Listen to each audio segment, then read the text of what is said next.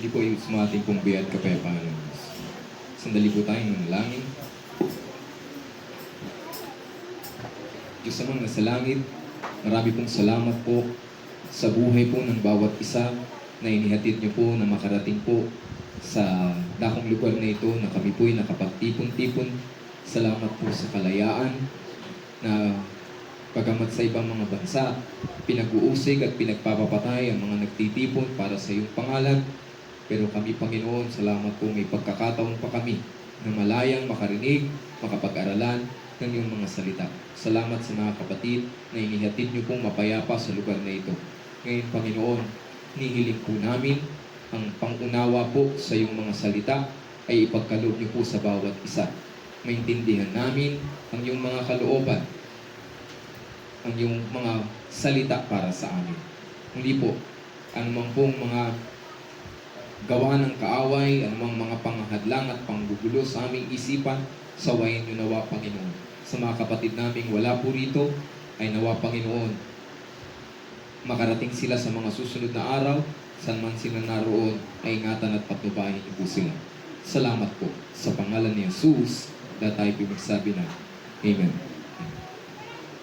Muli po sa mga ating pong biyaya at kapayapaan ng Diyos. Kumusta po kayo, mga kapatid? Kumusta po ang buhay natin? Mahirap po bang ngumiti? Mahirap po bang ngumiti sa panahon ngayon? Amen? Pero ngayon po meron po tayong napakahalagang pag-aaralan at sigurado pong magpapangiti sa ating, amen? Magpapangiti sa ating mga pananampalataya. Tayo po'y nagpapatuloy po sa ating pong temang pamumuhay sa pananampalataya o living by faith. Muli po, basahin natin po ang Hebreo chapter 11. Dito po natin hinahango ang ating pong pag-aaral ngayon. O ang pinag-aaralan po natin sa mga buwang pong ito. Tinatalakay sa Hebreo 11 po ang pananampalataya. Tapos po, sabi ng verse 2, sa pamamagitan nito, ang mga matanda ay sinaksihan. Nagkaroon ng mabuting patotoo yung mga nauna po sa atin sa pamamagitan ng pananampalataya. Sa verse 3, naalala natin po, tinalakay po ito ni Brother Paul, na yung pananampalataya ng Diyos. Ang Diyos mismo po ay may pananampalataya. Nung sinabi niya, nagkakagayon. Amen? Nung sinabi niyang magkaroon ng tao, yun po, nagkaroon po ng tao. So, ganun din po, yung pananampalataya ni Abel, amen? Na inihandog niya po yung pinakamahirap ihandog. Ano pinakamahirap ihandog? Yung buhay. Amen? Pero naihandog po ni Abel, hindi lang yung buhay ng kanyang alagang tupa, kundi kahit yung kanyang sariling buhay. Hindi siya gumanti dun sa kuya niyang pumatay sa kanya. Gayon naman po, ang pag-aaralan natin ay ang Hebreo chapter 11 verse 5. Buklatin po natin ang ating pong mga banal na kasulatan sa Hebreo chapter 11 verse 5. At tatalakayin po natin po ngayon, nandun na po tayo sa ang pananampalataya ni Enoch o Enoch's faith. So, basahin po natin Hebreo chapter 11 verse 5.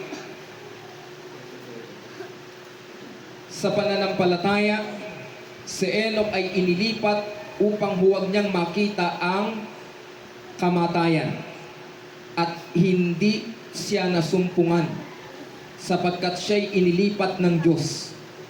Sapagkat bago siya inilipat, ay pinatotohanan sa kanyang siya'y naging kalugod-lugod sa Diyos. So ano pong ibig sabihin ng inilipat?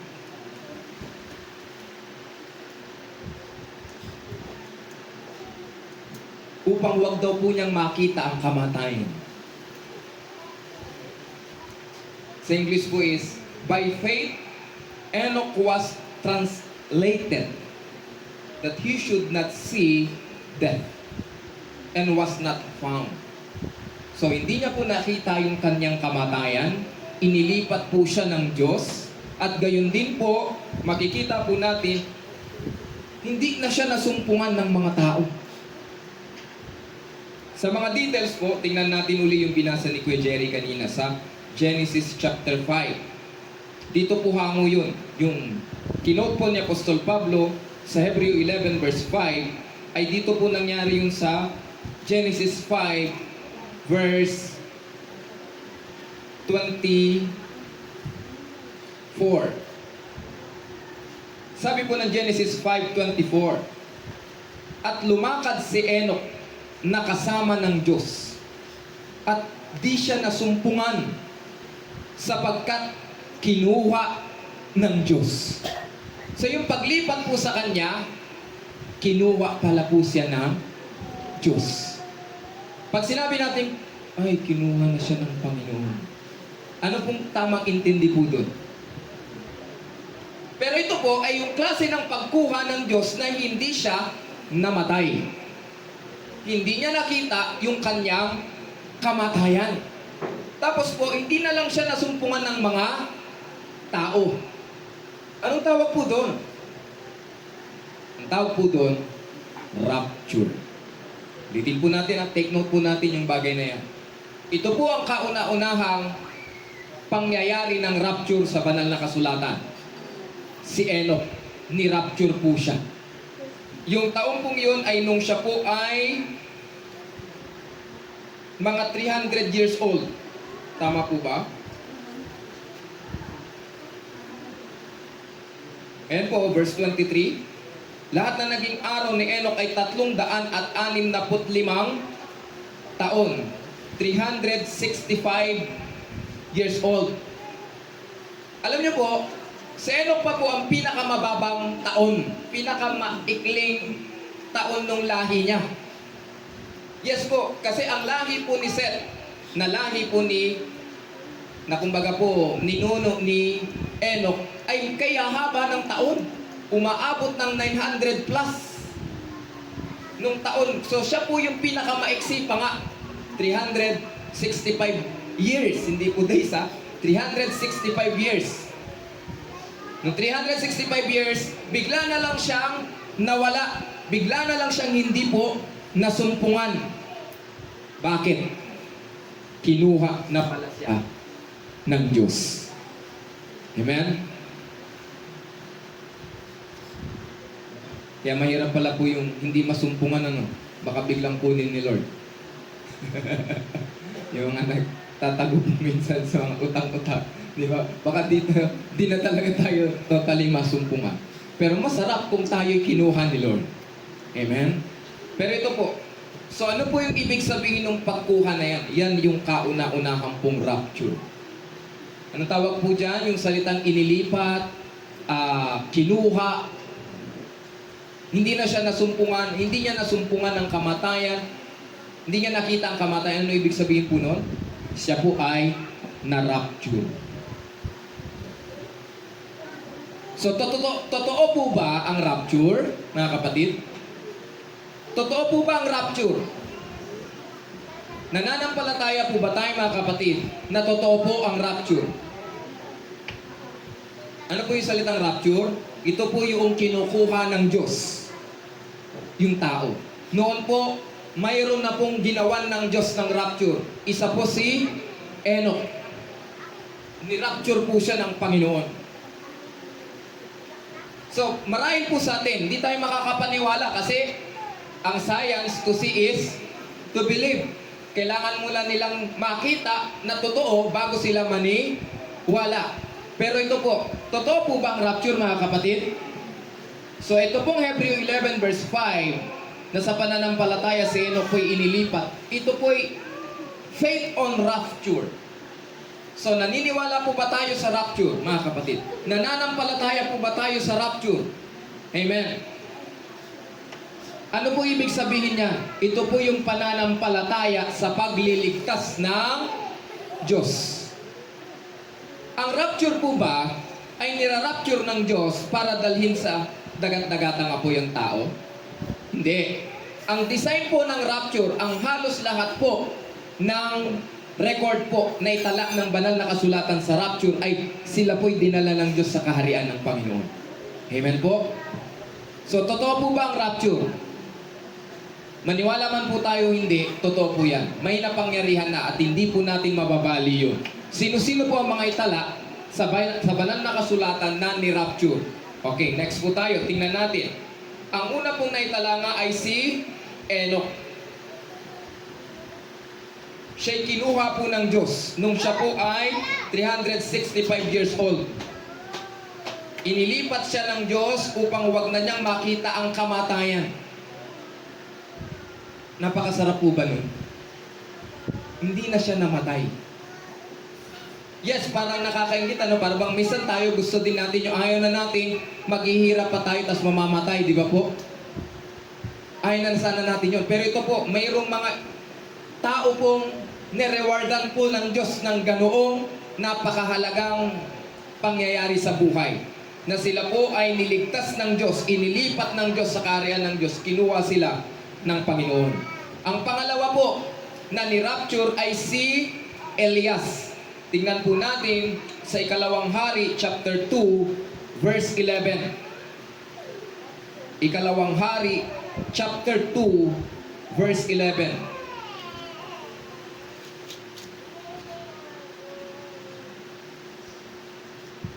May mga kamanghamanghang bagay po na ginawa ang Diyos sa istorya po ng mga tao. Nasa maniwala tayo sa hindi, ay nangyari po yun. Sabi po sa Ikalawang Hari chapter 2 verse 11, at nangyari samantalang sila'y nagpapatuloy at nagsasalitaan, na narito napakita ang isang karong apoy. Ano po yung karo? Karwahe. Yung pong sasakyan ng mayroong kabayo sa unahan. At mga kabayong apoy na naghiwalay sa kanila kapwa, at si Elias ay sumampa sa langit sa pamamagitan ng isang ipo-ipo. Dito naman po kay Elias, sinundo siya ng Diyos ng karwahe na umaapoy. Karwahe at kabayo na umaapoy. Tapos po, biglang isinampa yun ng ipo. Naniniwala na po ba tayo sa rapture, mga kapatid? Naniniwala po ba tayo sa rapture? Ito po yung klase ng pagkuha ng Diyos na hindi dumadaan sa kamatayan. Amen? Hindi dumadaan dun sa physical pong tayo po'y malalagutan pa ng hininga o maghihirap pa para mamatay. Mayroon pong isang paraan ng Diyos ng pagkuha na ni-rapture po yung tao. Isa pa pong halimbawa ng rapture po ay makikita natin po sa Gawa chapter 1 verse 9 to 11. Gawa chapter 1 verse 9 to 11. Kung totoo nga po ba ang rapture?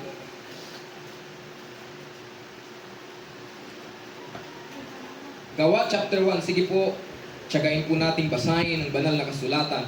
Sa Gawa chapter 1 verse 9 to 11. Ang sabi po dito, at pagkasabi niya ng mga bagay na ito, nang siya'y tinitingnan nila, ay dinala siya sa itaas, at siya'y tinanggap ng isang alapaap, at ikinubli sa kanilang mga paningin. Sino po ito? Ang Panginoong Hesus po ito.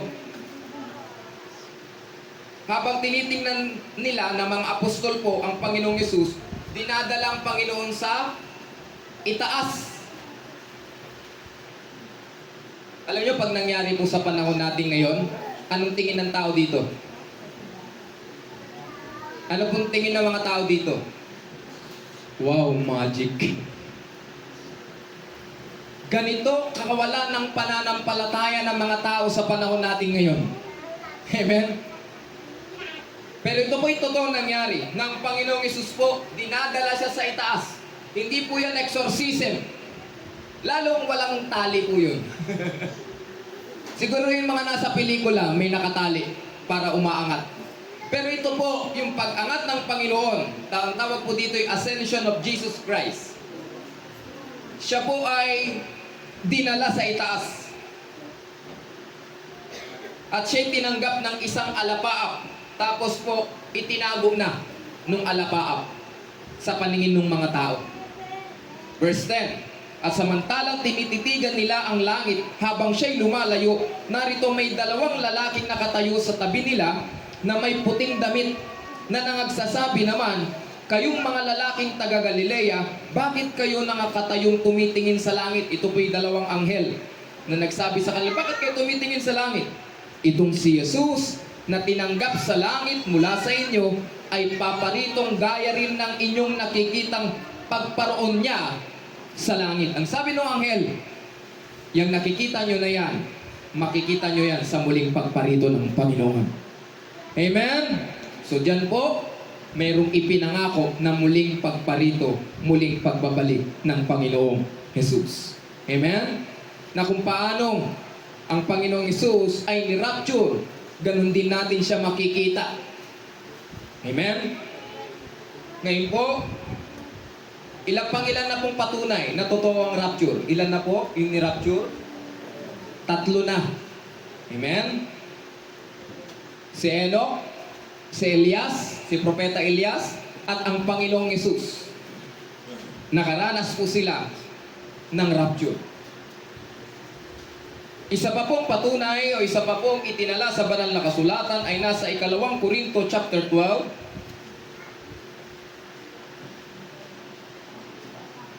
Kung hanggang ngayon ay para bang di pa rin tayo makapaniwala, totoo ba yung rapture?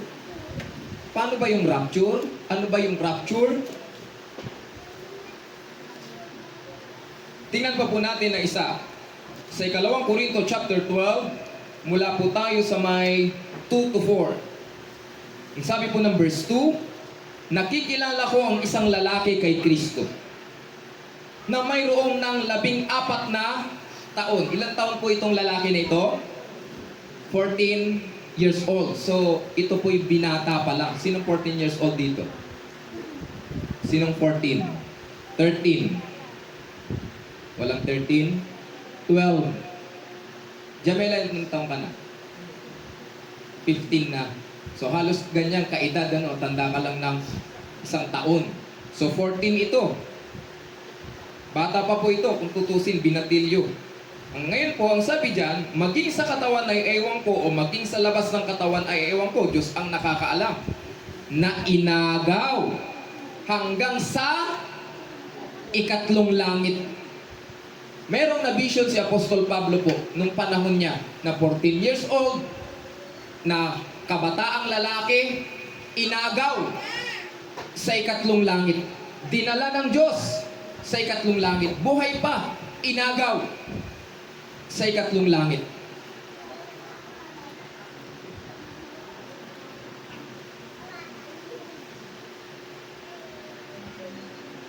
At sa verse 4 po, na kung paanong siya'y inagaw sa paraiso at nakarinig ng mga salitang di masayo na hindi nararapat salitain ng tao. Inagaw po siya, dinala siya ng Diyos sa paraiso. Wow! Kaya alam niyo po, may mga tao na sa kanilang pananampalataya at pagtatapat sa Diyos, tinanggap na nilang reward, nasa langit na sila. Amen? Amen po. Ano pong mensahe nun sa atin? Napakalaki po ba ng pag-asa? Napakasigurado po ba ng pag-asa ng mga sumasampalataya sa Diyos? Amen? Yes po. May mga dinala na ang Diyos sa 3 langit. May mga dinala na ang Diyos sa paraiso. Amen? Tapos ngayon po, magdududa po tayo sa pagliligtas ng Panginoon. Ay mayroon na ng mga nauna na sila'y dinala ng Diyos doon. Amen po? So, dito po sa mga nakita po natin, totoo po ba ang rapture?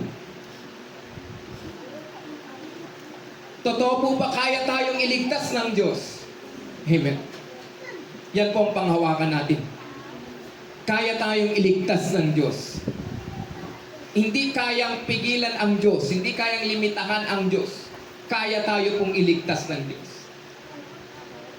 Ngayon po, sa panglima pong patunay, ay nakahula po ang isang pahalagang pangyayari na hindi lamang isa, hindi lamang ang ilan ang irarapture, kundi irarapture ang lahat ng mga natitirang buhay kay Kristo. Amen? Basahin po natin yung panglima na itinala sa banal na kasulatan na ito hindi pa po nangyayari.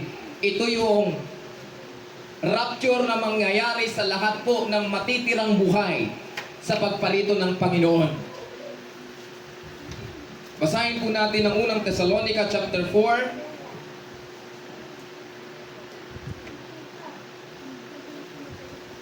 Verse 16 and 17. Sabi po, sapagkat ang Panginoon din ang bababang mula sa langit, na may isang sigaw, may tinig ng arkanghel, at may pakakak ng Diyos. At ang mga nangamatay kay Kristo ay unang mga bubuhay na maguli, kung magkagayon tayong mga bubuhay na nangatitira ay aagawing kasama nila sa mga alapaap upang salubungin ang Panginoon sa hangin, at sa ganito'y sa Panginoon tayo magpakailanman. So, yung pong mga rapture na nakaraan ay pagbibigay po ng Diyos ng halimbawa at pagpapatotoo na totoo ang rapture, at mayroon pong magaganap na rapture sa kumbaga pangmaramihang rapture po, magaganap yan sa pagparito po ng Panginoon. Ano po yung rapture na yan? Yung natitirang buhay kay Kristo ay aagawin, dadalhin po sa kaharian po ng Diyos.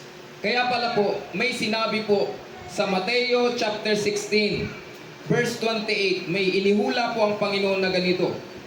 Tingnan po natin. Sa Mateo chapter 16, verse 28, katotohanan ang sinasabi ko sa inyo, may ilan sa nakatayo rito na hindi matitikman sa anumang paraan ang kamatayan, hanggang sa kanilang makita ang anak ng tao na pumaparito sa kanyang kaharian. May mga tao po na itinakda ng Diyos, hindi nila matitikman ang kamatayan. Siyempre po yung mga patay na, hindi po sila yon. Kundi po may nakahula po na sila talaga yung nakatakda para i-rapture pagparito po ng Panginoon. So ngayon po, anong lesson po sa atin nung pag-rapture kay Enoch? Na sa pananampalataya po, ni-rapture ng Diyos si Enoch. Dahil nakita ng Diyos, may pananampalataya si Enoch. Binigyan siya ng Diyos ng isang halimbawa, ni-rapture siya ng Diyos.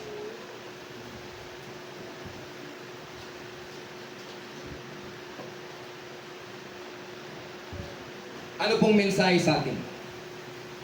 Ito po. Tingnan natin ang 2 Corinthians chapter 1, verse 9 and 10.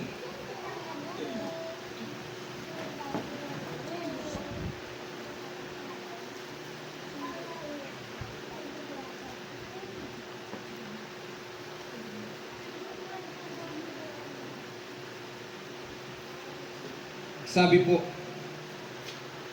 oo, kami nagkaroon sa aming sarili ng hatol sa kamatayan, upang huwag kaming magkatiwala sa amin ding sarili, kundi sa Diyos na bumubuhay na mag-uli. Ito pong verse 10 yung mahalaga. Sabay-sabay po nating basahin. Sige po. Nang may pananampalataya na siyang sa amin ay nagligtas sa gayong lubhang malaking kamatayan, at nagliligtas na siya naming inaasahan na siya namang magliligtas pa sa amin. Nananampalataya po ba tayo, mga kapatid? Ang Diyos ang ating tagapagligtas. Amen? Nagtitiwala po ba tayo ngayon na ang Diyos ang ating pong tagapagligtas? sa mga Gen Z ngayon, ang Diyos ang ating hero. Amen? Siya ang ating bayani. Siya ang ating tagapagligtas. Ano yung salita pong tagapagligtas? Siya yung nagligtas noon, siya yung nagliligtas ngayon, at siya pong magliligtas sa atin sa hinaharap. Amen? Kung paano po siya nagligtas noon, nagliligtas din po ba siya ngayon? Kaya niya rin po bang magligtas ngayon? At kaya niya rin po ba tayong iligtas bukas? Parang di po tayo makapaniwala. Minsan ko pa po itatanong, nananampalataya po ba tayo mga kapatid, na ang Diyos po ay ating tagapagligtas?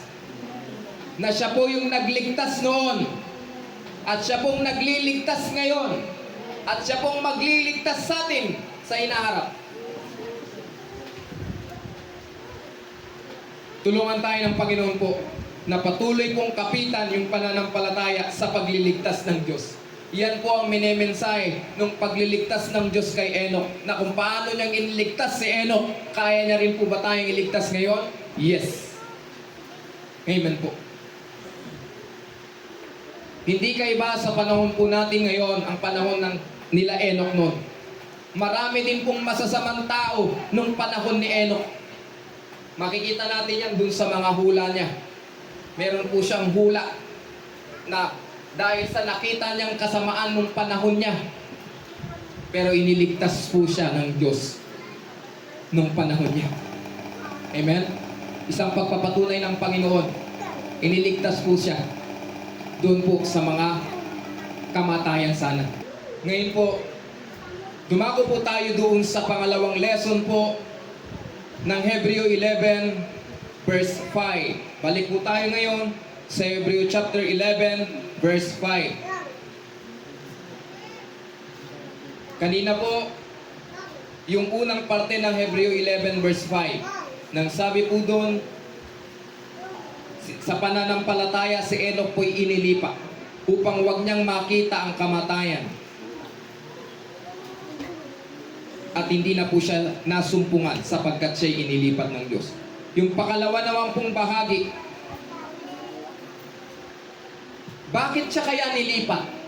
Bakit siya po ni-rapture? Bakit kaya mayroong special treatment ang Diyos kay Enoch? Anong nakita niya kay Enoch? Tingnan po natin. Bakit kaya ganun na lang ni-rapture ng Diyos si Enoch?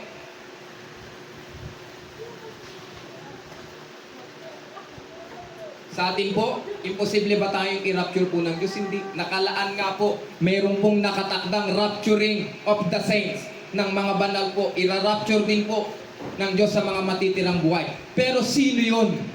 Sino yung ira-rapture? Ngayon po, pag-aralan natin, bakit na-rapture? Bakit pinagkalooban ng isang kumbaga po mabuting gantimpala si Enoch? Na yun nga po yung pag-rapture sa kanya, na hindi niya na nakita yung kamatayan niya. Bakit po? Ito po, sabi po dito, sapagkat bago siya inilipat, ay pinatotohanan sa kanyang siya'y naging kalugod-lugod sa Diyos.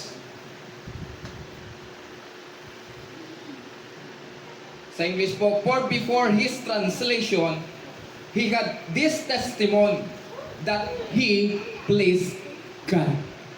Alam niyo po, pag napalugod natin ng Diyos, pag napaluguran natin ng Diyos, may dakilang gantimpala ang Panginoon sa lahat ng magpapahanga sa Diyos, sa lahat ng magpapalugod ng matindi sa puso ng Diyos. Amen? Marahil po sa ating mga nakaraan, lagi na lang natin nasasaktan ng Diyos sa ating mga kasalanan. Pero po, kung susubukan po natin, kung gagawin po natin, paluguran naman ng Diyos ngayon, kung pipiliin natin, paluguran naman ng Diyos ngayon at hindi siya saktan,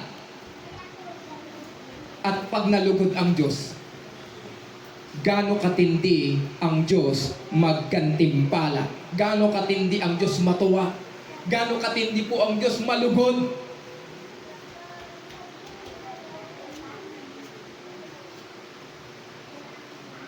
Yes, siya po yung may pinakamaikling buhay, pero hindi pala sa pahabaan ng buhay.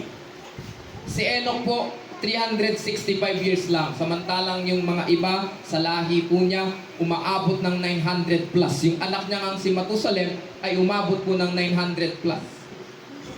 969. Di ba po? Napakahaba ng buhay. Pero masasabi natin po, kahit maiksi ang buhay na binigay kay Enoch, pero grabe naman ang binigay sa kanyang reward. Amen? Nirapture siya ng Diyos. Bakit? Nasumpungan kasi pong siya'y naging kalugod-lugod sa Diyos. Kaya pilitin po natin maging kalugod-lugod sa Diyos. Amen? Amen po. Para ang pagliligtas ng Diyos maaasahan at maaasahan natin. Ulitin po natin. Pag tayo po'y namumuhay na kalugod-lugod sa Diyos, ang pagliligtas po ng Diyos, saan ka man pumaroon, anuman ang pangyayari sa atin, maaasahan po natin. Amen po. Tayo po ba'y nangangamba sa hirap ng mundo na to? Tayo ba'y nangangamba sa mga kasamaan ng paligid po natin? Tayo po ba'y nangangamba sa mga problema natin, sa mga sakit natin? Isa lang po ang pwede po natin gawing solusyon dyan. Gawin po natin maging kalugod-lugod sa Diyos. Makikita natin ang makapangyarihang pagliligtas ng Diyos sa atin. Pag napaluguran natin ng Panginoon, hindi natin masusukat at hindi natin malilimitahan ang kayang gawin ng Diyos na pagliligtas. Tulad ng ginawa kay Enoch. Nirapture siya. Ngayon po, paano siya naging kalugod-lugod sa Diyos? Paano ba maging kalugod-lugod sa Diyos? Paano po naging kalugod-lugod sa Diyos si Enoch? Balikan po muli natin ng Genesis chapter 5. Paano po naging kalugod-lugod sa Diyos si Enoch?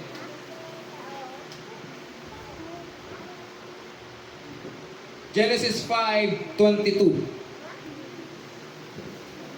Sabi po ng verse 22, at lumakad si Enoch na kasama ng Diyos. Yan po yung ating pong markahan. Yung salita po na yan. Tandaan po natin. Ulitin po natin, paano po naging kalugod-lugod sa Diyos si Enoch? Lumakad si Enoch na kasama ng Diyos. Namuhay po si Enoch sa mundong ito na kasama ang Diyos. At sabi pa po, verse 24, inulit pa po yun. Nang sabi po ng verse 24, lumakad si Enoch na kasama ng Diyos. So paano po maging kalugod-lugod sa Diyos? Lumakad daw po tayo na kasama ang Diyos. Living by faith is walking with God. Amen? Para natin mapiplease ang Diyos, paano po natin mapupalaguran ng Panginoon? Lumakad po tayo na kasama palagi ng Diyos. Paano po yun? Paano po yun? Tingnan natin po ang Kawikaan chapter 3, verse 5 to 7. Kawikaan chapter 3, verse 5 to 7. Tingnan po natin mga kapatid.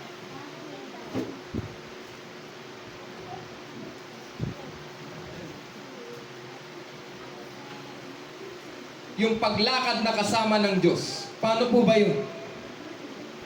Ang sabi po ng Kawikaan 3, verse 5 to 7, tumiwala ka sa Panginoon ng buong puso mo at huwag kang manalig sa iyong sariling kaunawaan. Kilalanin mo siya sa lahat ng iyong mga lakad at kanyang ituturo ang iyong mga landas. Huwag kang magpakapantas sa iyong sariling mga mata. matakot ka sa Panginoon at humiwalay ka sa kasamaan. So paano po lumakad na kasama palagi ng Diyos? Number 1 po, ang sabi po dyan, huwag daw po tayong manalig sa ating sariling unawa, sa mga sarili nating kaisipan. Huwag po tayo dong magtiwala. Asay pa po dyan, huwag daw po tayong magpakapantas sa sarili nating mga mata. Nakala natin para bang ang galing natin, matalino tayo, na para bang hindi natin kailangan ng Diyos. So, yung kasama natin ng Diyos, ito po yung kaisipan at pananampalataya o paniniwala na para bang hindi pwedeng wala akong Diyos. Amen? Hindi pwedeng walang Diyos sa buhay ko. Hindi ako mabubuhay ng walang Diyos. Amen? Yun po yung ibig sabihin po nun. Nung paglakad na kasama lagi ang Diyos, ay yung po, hindi tayo mabubuhay sa sarili lang natin. Hindi tayo pwedeng mabuhay na, hindi tayo nagtitiwala na sa tao, o sa pera, o sa material ng bagay ng sanlibutan. Dahil alam natin, may limitasyon yan. Limitado po yan. May hangganan sila. Amen? Kaya po, sa Diyos lang natin nilalagak yung ating pong buong tiwala. Hindi sa sarili natin dahil alam natin may limitasyon ito. May hangganan ito. Hindi sa kapwa natin, hindi sa kayamanan at sa salapi dahil yan po ay mayroon pong hangganan. At karamihan po ang sabi pa nga, yan po ay nagdudulot sa atin ng kasamaan. Kaya po yung kasama lagi ng Diyos ay yung pong paglalagak ng ating buong tiwala sa Panginoon. At hindi tayo nagtitiwala sa sarili nating kaunawaan o sa kapwa-tao o sa kayamanan at sa lapiman, kundi sa Diyos lamang.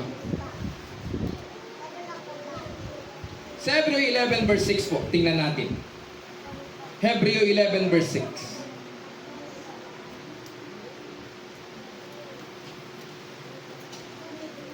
Paano po kung mas nagtitiwala tayo sa sarili natin?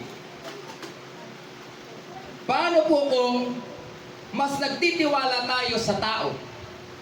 Paano po kung mas nagtitiwala tayo sa material na mga bagay ng sanglibutan?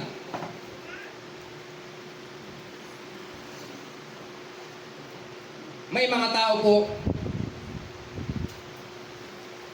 na parang di nila kailangan ng Diyos. May kilala po kayo. May mga taong hindi ko kailangan ng Diyos.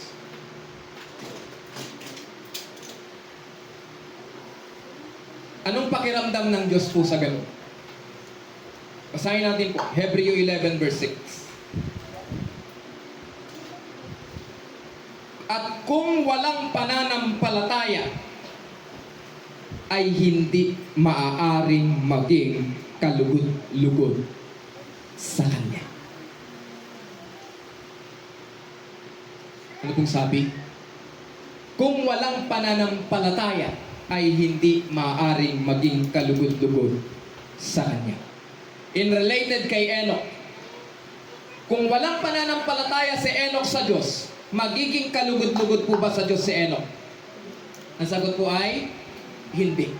At kung hindi siya magiging kalugod-lugod, siya kaya'y mararapture noon? Ang sagot ay hindi. So balikan natin. Si Enoch ay nirapture dahil kasi siya'y kalugod-lugod sa Diyos. Nalugod ang Diyos sa kanya dahil napatunayan ng Diyos siya'y lumalakad sa pananampalataya. Lagi siyang kasama ng Diyos. Ano yung salitang kasama ng Diyos? Laging nagtitiwala sa Diyos. Amen? Laging umaasa, yung nananampalataya sa gagawin ng Diyos. Laging nagtitiwala doon sa kautusan ng Diyos na yun ang tama, yun ang ligtas na pamamaraan. Subalit kung hindi pala po tayo magtitiwala sa Diyos, kung sa sarili nating lakas tayo magtitiwala sa kapwa-tao o sa material na bagay ng sanglibutan, hindi po tayo magiging kalugod-lugod sa Diyos. Ngayon po, kung gusto natin maging kalugod-lugod, ang sabi po dyan, sapagkat ang lumalapit sa Diyos ay dapat sumampalatayang may Diyos. Tayo po na lumalapit sa Panginoon, dapat daw po sumampalatayang may Diyos. Amen? May mga lumalapit po ba sa Diyos pero hindi makapaniwalang may Diyos? Hindi naniniwalang may Diyos? Minsan po, lumalapit ang tao sa Diyos, pero pagkatapos, nagdududa pa rin. Amen? Pagkatapos para bang nag-aalin, langan pa rin. Na para bang, tumugon ba ang Diyos? May ginawa ba ang Diyos? Yun ang hirap po, pag to see is to believe. Amen? Kailangan may makita na katunayan ng pagkilos ng Diyos. Pero ito po, sa bawat lumalapit sa Diyos na sumasampalataya, ang sabi po diyan, siya ang tagapagbigay ganti sa mga sa kanya'y nagsisihanap.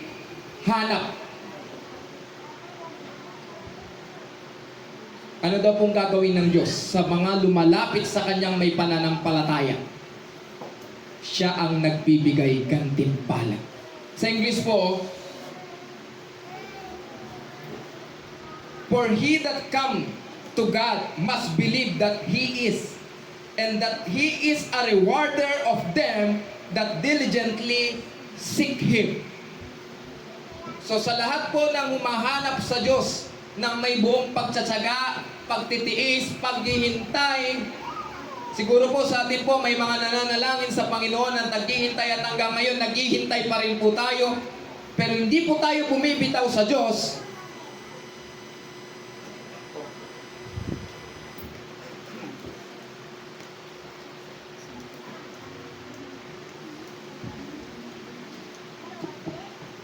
Ang sabi po ay, siya yung tagapagbigay ganti sa mga sa kanya ay nagsisihanap.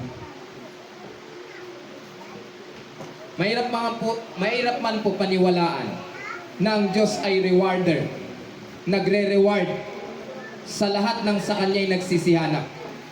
Pero sa lahat po ng sasampalataya, sa lahat po ng sumasampalataya, yun po ang gagawin ng Panginoon. Ginawa niya kay Enoch, kaya niya rin pong gawin sa atin.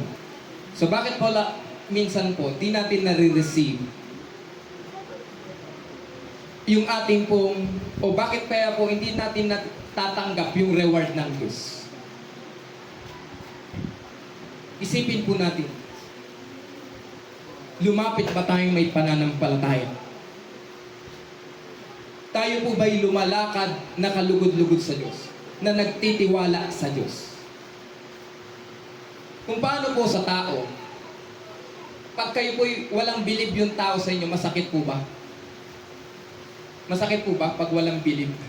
Yung salitang hindi, maganda po kasi yung word na walang believe eh. Hindi believe yung tao sa inyo o wala siyang tiwala, di ba? Hindi siya naniniwala. Pag sinabi mong ililibre kita, maniwala ako sa inyo. Di ba po? Walang tiwala, hindi believe. Sa kabilang banda po, kapag may believe sa atin yung tao, o naniniwala sa atin, nagtitiwala sa atin yung tao, ang sarap naman po sa pakiramdam. Amen? Ang saya sa pakiramdam. Amen? Ganon din po ang nararamdaman ng Diyos. Kung tayo po'y nagtitiwala sa Kanya, naghihintay sa Kanya, nararamdaman din yun ng Diyos. Amen? May isang anak, iniwanan ng nanay niya sa palengke. Sabi niya sa anak niya, "Anak, maghintay ka lang dyan, may bibilin lang ako." Tumagal si nanay sa pagbili. Bumalik siya dun sa anak niya. Yung anak niya, nakatulog na dun sa isang sulok, pero nandun pa rin, naghihintay. Ano maramdaman ni nanay? Natutuwa na, naaawa. Amen? Bakit? Sign yun na believe siya sa nanay niya, nagtitiwala siya sa nanay niya, hinihintay niya yung nanay niya. Ganun din po ang lahat ng nagtitiwala, naghihintay sa Diyos, sabi ng salita ng Diyos sa Romans chapter 10, ay hindi mapapahiya.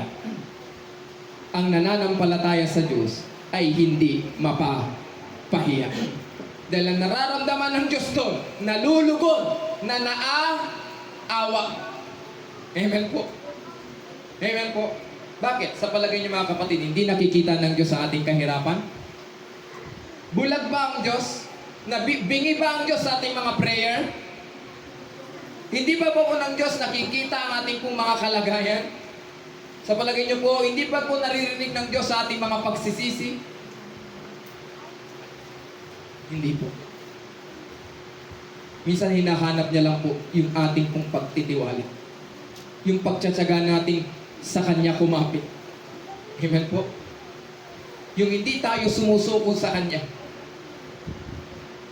Pag nakita po ng Panginoon yun, nalulugod po ang Diyos nang sa Kanya po'y sumasampalataya. At ang Diyos ang nagsisilbing rewarder sa lahat po nang sa Kanya'y nagsisihanap ng matyaga. Ano pa po yung ibig sabihin ng lumakad na kasama ng Diyos? Paano po natin gagawin yung lumakad na kasama ng Diyos? Ito po. Sa number 2 po, ito yung pagsunod sa Diyos, anuman ang mangyari.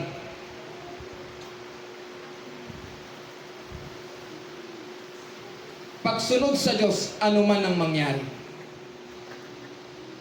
Tingnan po natin ang Isaiah 43 verse 2.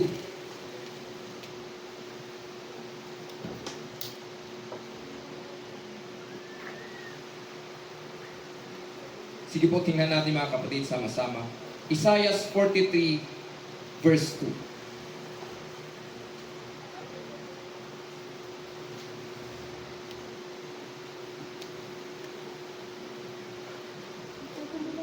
Minsan po ba, ang pagsunod natin sa Panginoon, parang dumadaan tayo sa ilog, sa tubig na maalon. O para bang minsan, feeling natin sa ating pagsunod sa Diyos, dumadaan tayo sa apoy. Basahin po natin ito. Sige po, basahin natin. Ito yung kinakanta natin pero po, babasahin natin itong may pananampalataya. Ang sabi po na Isaiah 43 verse 2, pagka ikaw ay dumaraan sa tubig, ako'y... Ano pong sabi ng Panginoon? Pag dumaraan daw tayo sa tubig, ako'y sasaiyo.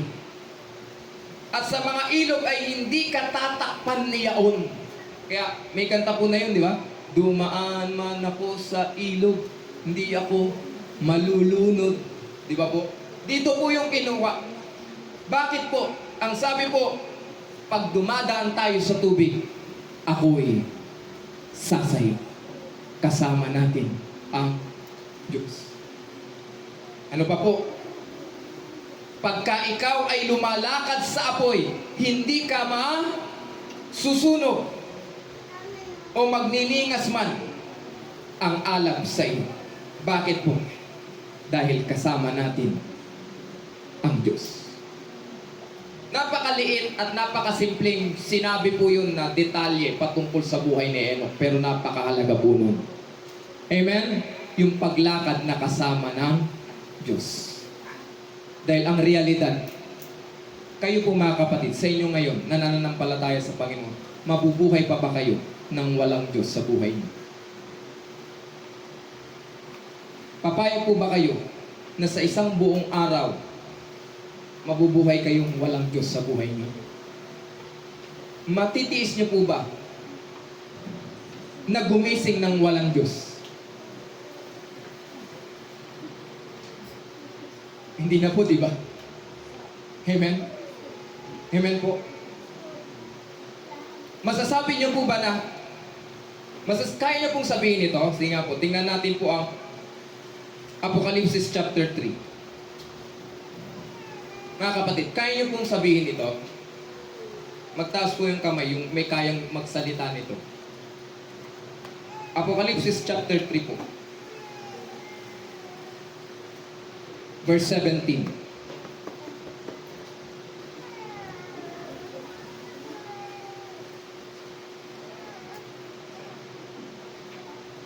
Sapagkat sinasabi mo, ako'y mayaman at nagkamit ng kayamanan at hindi ako nangangailangan ng anuman.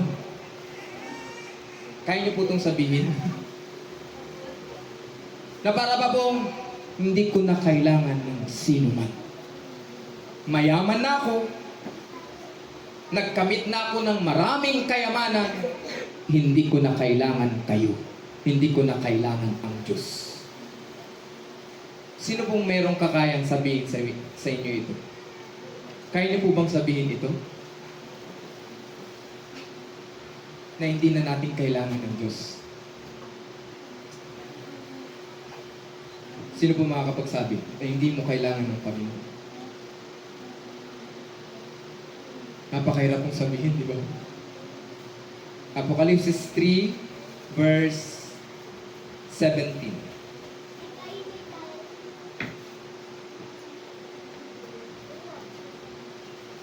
Kaya mong sabihin natin yan, na hindi mo kailangan ng Diyos. Napakahirap, di ba? Napakahirap nung sabihin. Amen?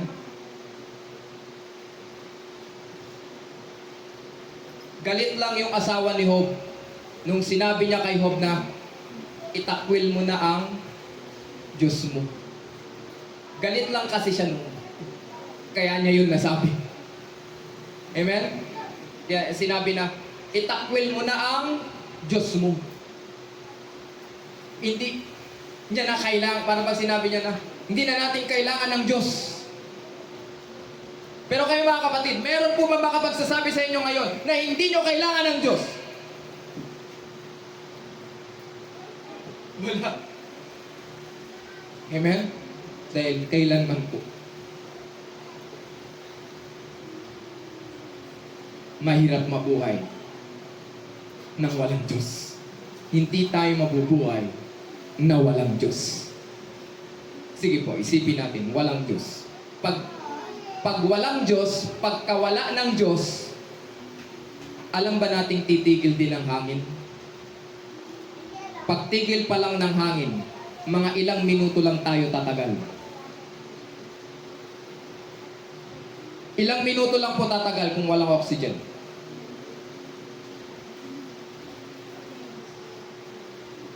Di ba po? Yung mga diver, kaya lang tumagal minsan ng minuto, mayroon pa akong alam, kayang tumagal oras sila sa ilalim ng dagat.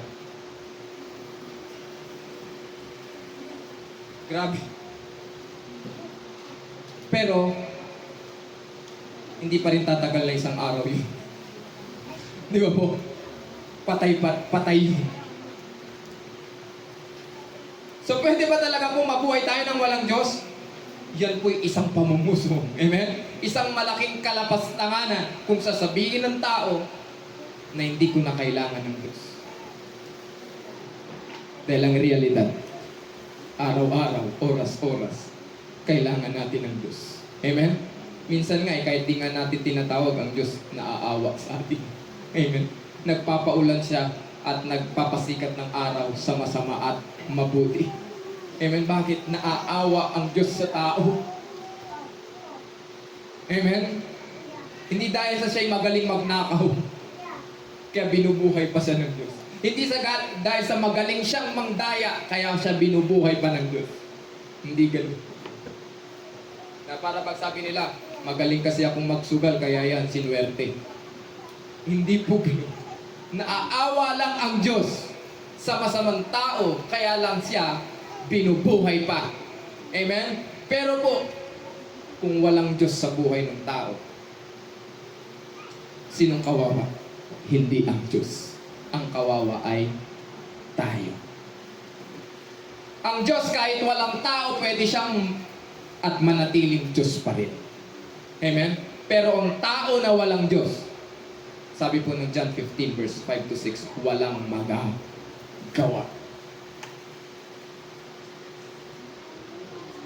Kaya mabubuhay po ba kayo na walang kasamang Diyos sa buhay?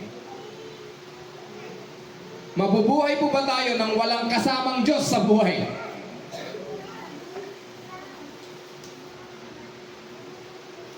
Amen? Hindi po. Kaya ano po ibig sabihin ng lumakad na kasama ng Diyos? Yun po.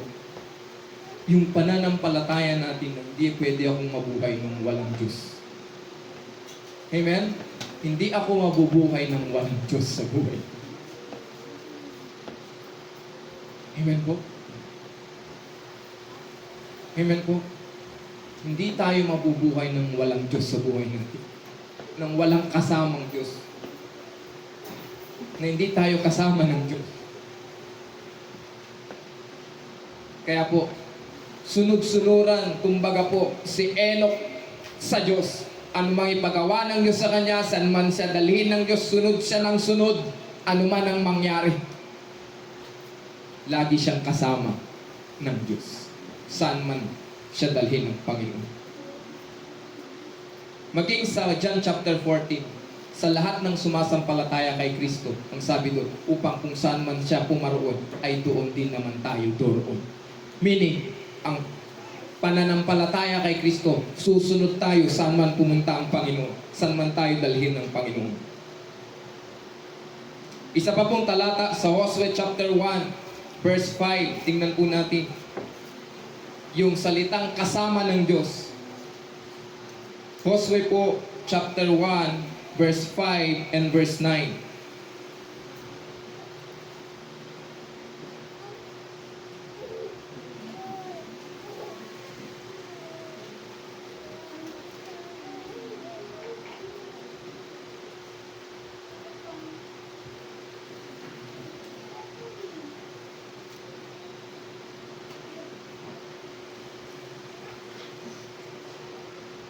Walang makakatayong sino mang tao sa harap mo, sa mga araw o sa harap mo, sa lahat ng mga araw ng iyong buhay. Kung paanong ako'y sumakay, Moises, ay gayon ako sa iyo. Anong meaning po ng ako'y sa iyo? Sabi ng Panginoon. Yan po ay sumunod doon. Hindi kita, sabi nga po natin, hindi kita iiwan, ni pababayaan kita. Yun pala ibig sabihin po nun, na ang Diyos ay sasa atin. Ang Diyos ay sasamahan tayo. Hindi niya tayo iiwan. Hindi niya tayo pababayaan. Amen po. Siya'y sasa atin. Siya'y lagi nating kasama. Ang ating mga magulang, ating mga kapamilya, pwede pong iwan tayo niyan nang hindi natin po inaasahan. Amen? Pero ang Diyos po, ang kailangan pong lagi natin kasama. Amen po? Kung paano nandyan ating mga magulang, nandyan ating pong mga nakakatanda, nandyan ang ating asawa, nandyan ating mga anak, ay kasama natin ang Diyos. Kaya dire-diretso, kahit mawala sila, kung kasama natin ang Diyos, tuloy pa rin ang buhay. Amen po? So yun po. Yung pananampalataya sa Diyos ay yung pong pamumuhay, paglakad sa buhay sa mundong ito na hindi pwedeng hindi natin kasama ang Diyos. Amen? Na hindi pwedeng hindi tayo kasama ng Diyos. Lagi tayong susunod sa Panginoon. Verse 9, hindi pa kita inuutusan. Ikaw ay magpakalakas at magpakatapang na mabuti. Huwag kang matakot, ni manglupaypay, sapagkat ang Panginoon mong Diyos ay sumasa iyo saan ka man pumaroon. Grabe po ito, no? Ito po'y pangako ng Diyos kay Joshua. Patay na si Moses niyan. Si Joshua na po yung tatayong leader sa Israel. San man daw sila pumaroon? Alam niyo po ba'y paroroonan nila na Kanaan? Mga higante yun. Mga nangangain ng tao. Pero po, tinalo nila lahat yun. Bakit? Bakit po? Ano pong sagot? Dahil kasama nila ang Diyos. Amen? Kapag kasama natin ang Diyos sa ating pong buhay, mula ngayon hanggang sa ating kamatayan, sigurado po ang kaligtasan natin. Dahil andyan kasama mo yung dakilang tagapagligtas. Amen po. Amen po. Palapakan po natin ang ating pong tagapagligtas. Ang tao po pwedeng mangako, pero hindi natin po masusure na yun po hindi mapapako. Amen? Amen po. Pero ang totoo po at sure ay yung pangako ng Diyos. Sinulat niya na yan at hindi niya na pwedeng baliin. Kumbaga po, kontrata yan. Ito pong nasusulat na salita ng Diyos ay hindi lang po utos. Ito pong salita ng Diyos na ito, kumbaga po ay kontrata. Kontrata ng Diyos sa atin. Na ano po, inilagay niya dito yung kanyang utos at inilagay niya dito yung kanyang mga pangako at hindi niya na pwedeng baliin. Amen po? Kaya saan man daw po tayo pumaroon, kung tayo po'y kasama natin ng Diyos, hindi niya po tayo iiwan, hindi niya tayo pababayaan.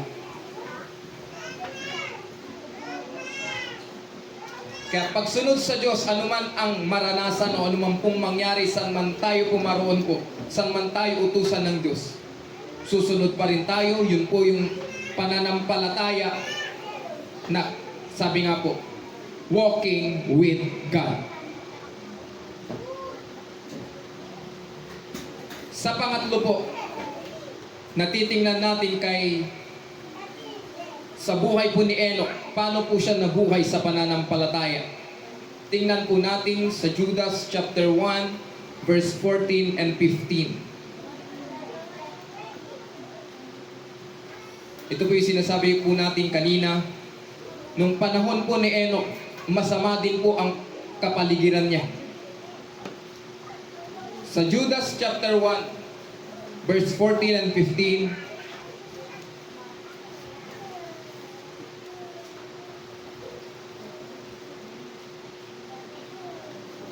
at ang mga ito naman ang hinulaan ni Enoch na ikapito sa bilang mula kay Adam, na nagsabi, narito, dumating ang Panginoon na kasama ang kanyang mga laksa-laksang banal upang isagawa ang paghuhukom sa lahat at upang sumbatan ang lahat ng masasama sa lahat ng kanilang mga gawang masasama na kanilang ginagawang may kasamaan at sa lahat ng mga bagay na mabibigat na sinalita laban sa kanya ng mga makasalanang masasama. Nang hula po si Enoch nung panahon niya, na ano po, sabi niya, narito dumating ang Panginoon kasama ang kanyang mga laksa-laksang banal para isagawa ang paghuhukom sa lahat at susumbatan ang lahat ng masasama sa lahat ng kanilang gawang masasama na kanilang ginagawang may kasamaan at sa lahat ng mga bagay na mabibigat na sinalita laban sa kanya ng makasalanang masasama. So, yung lahat ng mga masasama nung panahon niya, kanya pong inulaan na darating di ang Panginoon at kasama ng kanyang laksa-laksang banal na kayo'y hahatulan, kayo'y uhukuman, kayo'y lilipulin ng Panginoon. Ano po? Paano po natin yan gagamitin sa pananampalataya? Yan po yung faith to the judgment of God. Yung pananampalataya sa paghatol ng Diyos. Amen? Na ito pong mga masasamang ito, mga kapatid, huwag nating kaiinggitan. Sabi ng awit 37, huwag po tayong maiinggit kung sumasagana ang masasama. Huwag tayong magagalit o maiinggit o mababalisa kung ang mga masasama ay mas sila pa ang yumayaman, mas sumasarap ang buhay. Bakit po? May araw din po ng pagganti ang Diyos. Ang sabi ng Roma chapter 12, akin ang paghihiganti, ako ang gaganti. Amen? Gagantihan din po ng Diyos sa mga masasama. Kaya huwag po nating gantihan, huwag tayong mainggit sa kanila na para bang gagayahin natin. Dahil pag natukso po tayong mainggit, oo, marahil Magtatamo din po tayo ng mga kayamanan at kasarapan, kalayawan. Pero po, hindi tayo makaliligtas sa pagganti ng Diyos, sa paghuhukom ng Panginoon. Amen? Kaya po, si Enoch, kahit masama ang panahon po niya, hindi po siya lumakad kasama ng mga masasamang tao na yun. Amen? Lumakad po siya kasama ng Diyos. Hindi siya lumakad kasama ng masasamang tao na sa paligid niya. Amen po? Lumakad siya kasama ng Diyos. Amen? Dahil ang nananampalataya sa Diyos, magtitiwala ka lamang sa Diyos. At hindi ka maniniwala sa anumang mga salita ng mga nasa paligid. Anumang mga salita ng mga masasamang tao. Amen? Sabi nga ng mga magulang sa mga anak, don't talk to strangers. Huwag kang maniniwala sa hindi mo kilala. Amen? Bakit? Ganun ang may tiwala sa Diyos. Hindi ka makikinig sa iba. Hindi ka magtitiwala, maniniwala sa iba. Maniniwala ka lang doon sa Diyos. Sa gagawin ng Diyos. Sa ginawa ng Diyos. Sa kapangyarihan ng Diyos. Sa salita ng Diyos. Doon lamang tayo magtitiwala. Amen? Naintindihan po natin mga kapatid, ang buhay ni Enoch. Nabuhay ba siya sa pananampalataya? Amen. Amen? Amen po? Kaya po, ni-rapture siya. Kaya pala siya ni-rapture. Amen? Amen po? Ganun na lang yung reward ng Diyos sa kanya na hindi niya naranasan ang kamatayan. At lahat po tayo, mayroong pong nakalaang pangako ang Diyos sa second coming. Kung di man yung rapture, yung first resurrection. Sa lahat ng magtitiis, magtitiwala sa Panginoon. Mananatiling kasama ng Diyos. Nabubuhay araw-araw na nagpipilit mamuhay ng kalugod-lugod sa Panginoon. Ang Diyos ay isa sa atin. At may reward po siya ng pagliligtas sa lahat ng sa Kanya'y sumasampalataya. Sumatin po, biyayat kapayapaan ng Diyos. Tayo pong lahat ay tumayo, mga kapatid.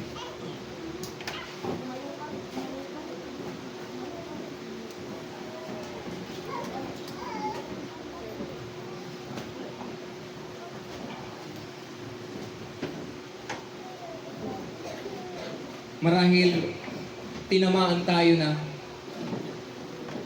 naiinggit tayo sa mga masasamang tao, sa kanilang pagyaman, sa kanilang pagsarap, sa kanilang pag-angat. O minsan, baka po tinaman tayo dun kanina dun sa para bang hindi na natin kailangan ng Diyos. Na para bang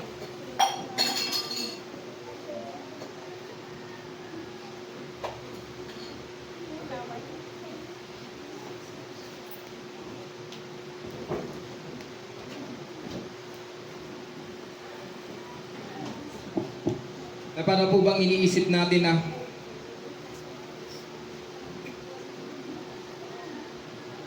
hindi ko na kailangan ng Diyos.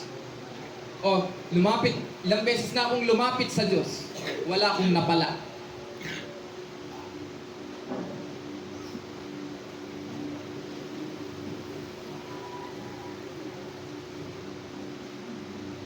Kaya, baka iniisip natin po, may matagal na akong inihintay sa Diyos na tugunin niya sa prayer ko. Pero, wala pa rin. O kaya po, baka po nagtatanong tayo na, ano pakinabang nung aking ginagawang pagbabible study? Anong pakinabang pa nung pagpe-pray ko? Anong silbi pa ng aking pag-attend?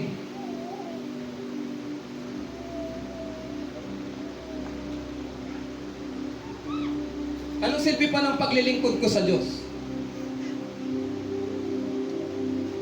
Aminin natin po, yung ganyan pong mga salita, yung ating tiwala, rumurupok. Amen?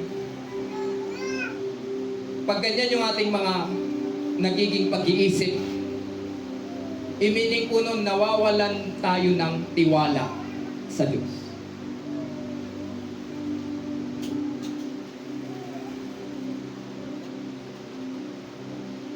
Tayo po humingi ng tawad sa Panginoon.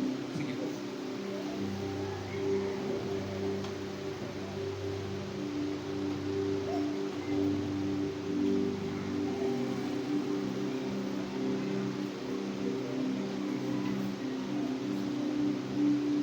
Panginoon,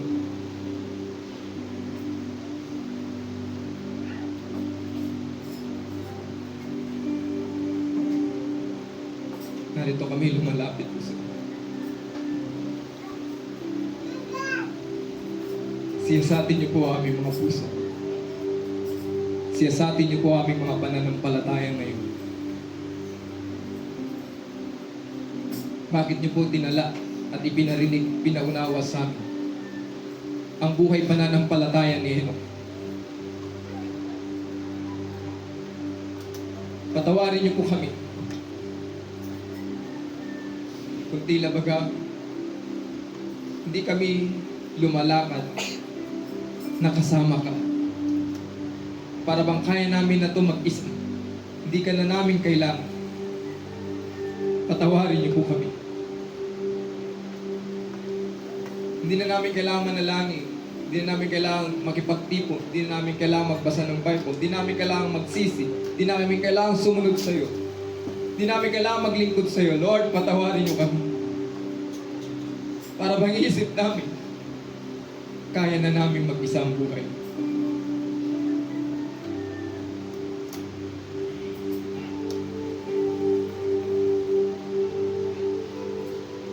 Dahil paano ang panahon ng panganib? Paano pag dumating ang panahon na nabibingit ang aming buhay? Sinong magliligtas sa amin? May liligtas ba kami na aming sarili? May liligtas po ba kami na aming kapwa? May liligtas ba kami na aming yaman?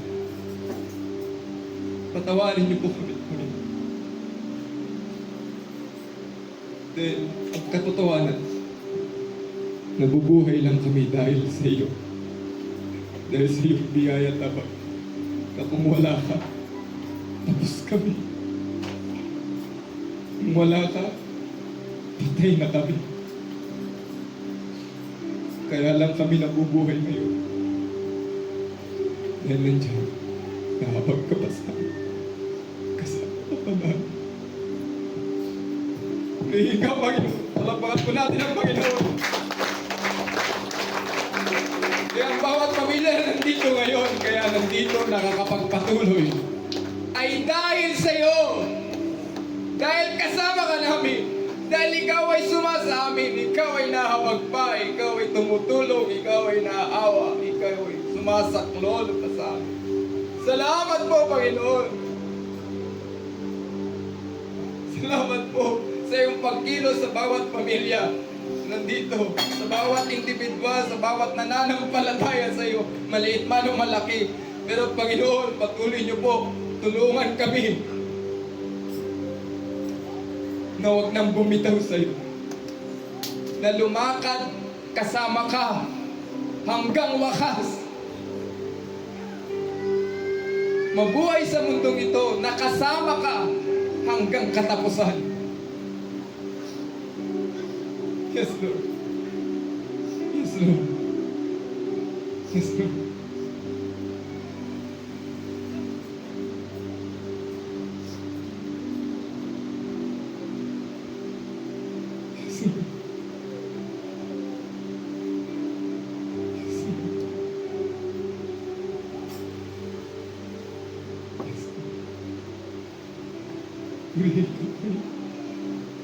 Purihin ka, Panginoon.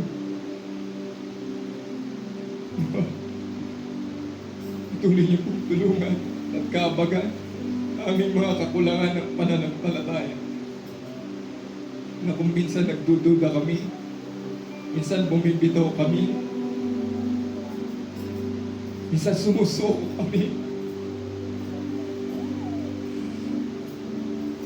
Pero katotohanan, hindi namin kayang mabuhay ng wala ka. Wala kaming magagawa kung wala ka, Panginoon. Kahit na matalino pa kami, Kahit ano pang gawin namin, kahit pagkusayan pa namin, kung di mo to pagpapalain, di mo to babasban, wala kaming magagawa.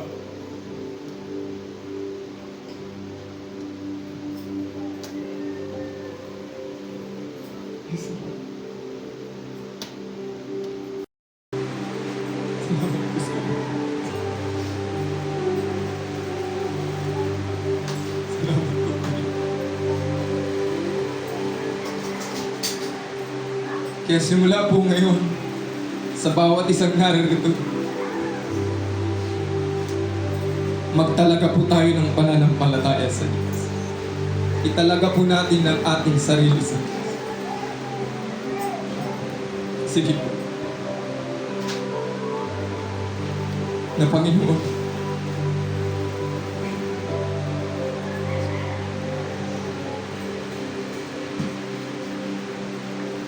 samahan niyo po ako.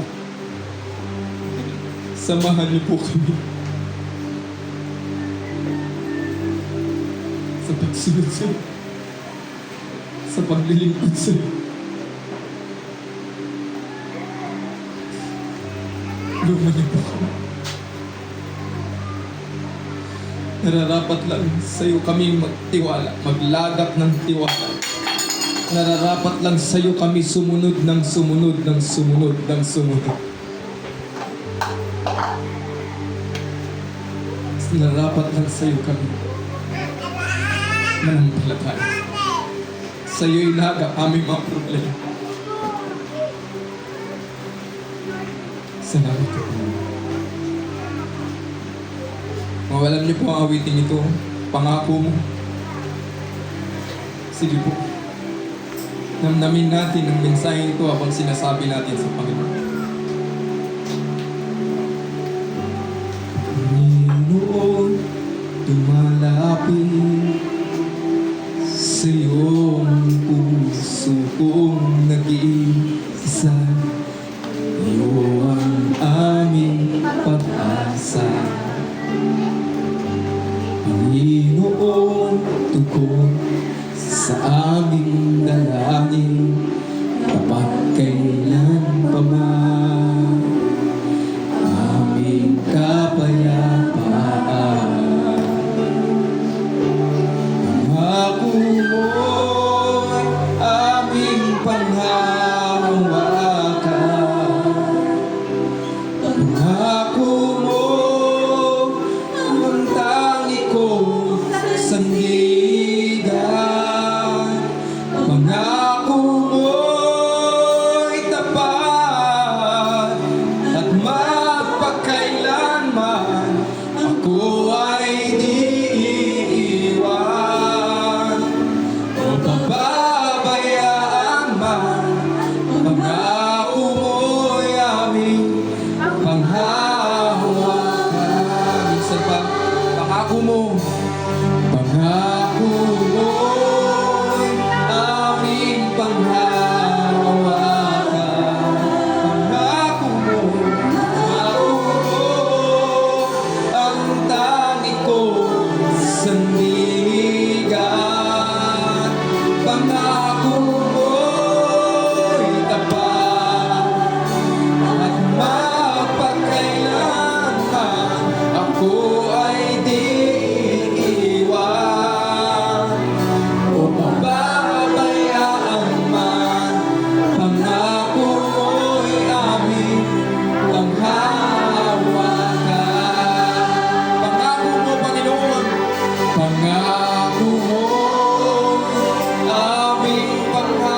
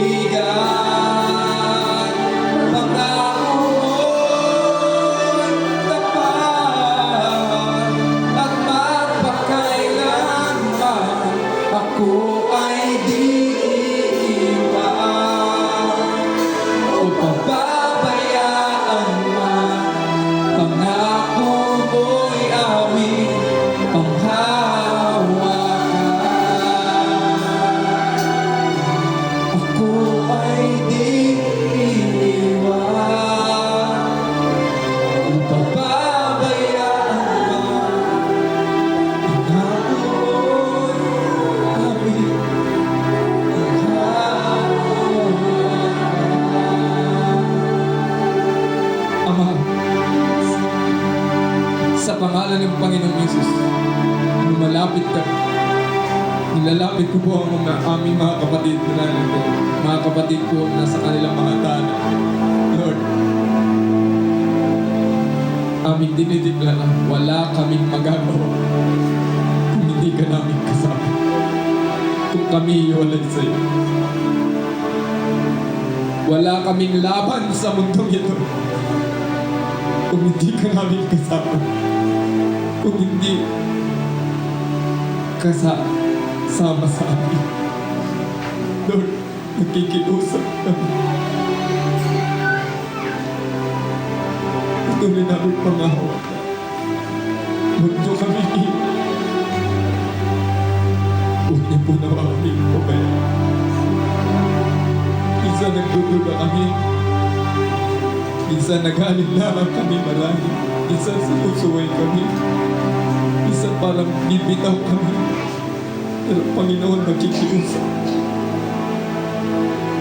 Huwag niyo po nawang iiwanan. Huwag niyo po pababayaan. Pagkukulain ng Panginoon. Samahan niyo po ang bawat mga kapatid. Ang bawat pamilya.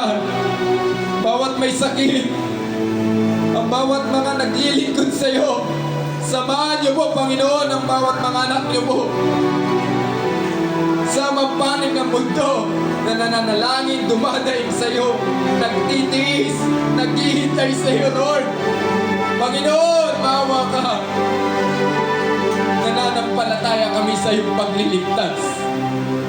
Paano yung niligtas si Enoch, niligtas sa mga matutuwid.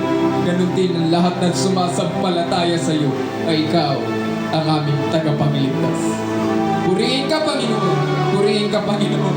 Salamat po sa minsan pang pagpapalakas sa aming pananampalataya.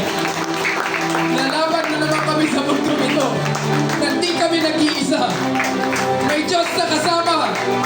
At ikaw na Diyos na dakilang tagapagligtas. Sa iyo ang pamamahalaan at kapangyarihan